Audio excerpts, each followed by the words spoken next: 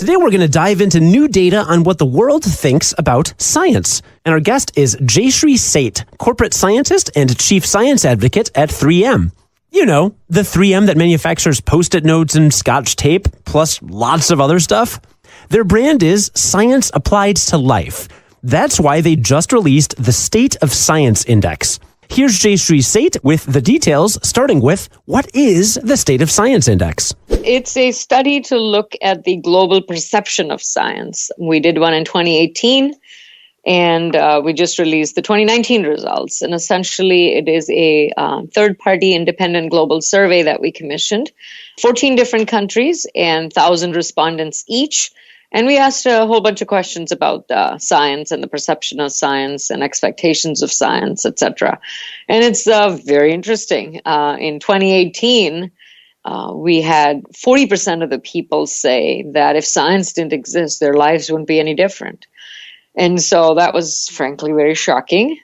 So we decided to continue with it this year. And this year we dug deeper into some of that to understand what was behind that and what is really meant with that. And it seems like anything that science has delivered in the past is not as important and is perhaps taken for granted, but everybody recognizes that science is important for tackling the problems in future.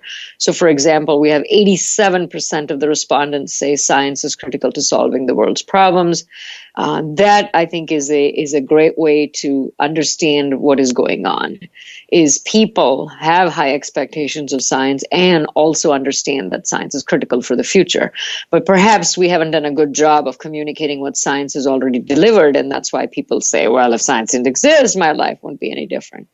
What was also interesting is that 85% of the people surveyed said that they know little or nothing about science, and about the same number said, I want to know more about science.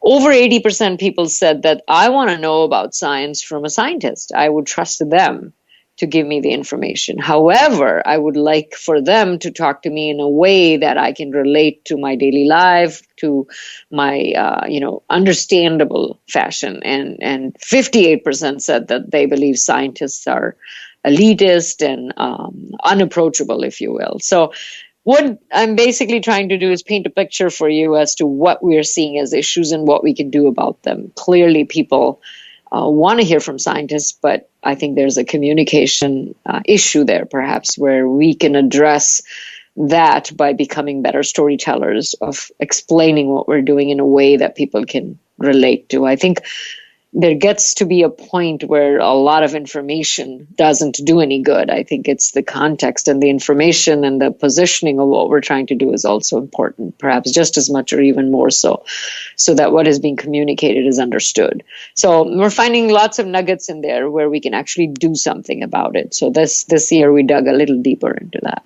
I'm kind of curious, how do you define science in this, or do you define the term science at all? Because that's such a broad category. Yeah, it's a good question. We actually did define the word science. Exactly how is it's defined as the pursuit of, gaining knowledge in a stepwise fashion, the scientific method and all of that. And first, when I looked at it, I was like, well, wait a minute, that's why this happened and that's why this happened. But still, the word itself, what does it mean? And what image do people get? What emotion it evokes in them when they hear the word? Even that is important in a way. So after a lot of discussion, it was something to think about. And I'm honestly surprised when 85% of the people say I know little or nothing about science, because I feel like, it's not just scientists who know about science. You don't have to have a degree to know about science. I mean, in fact, in its most rudimentary form, I would think like baking is a science, So it seems like people are easy to draw this boundary between them and science and scientists and all of that. And I kind of want it to be a fluid spectrum where people are like, yeah, I know about science, but I'm just not in a science profession. Or, I appreciate science. I understand the scientific method, but I'm not practicing, or an engineer or things like that.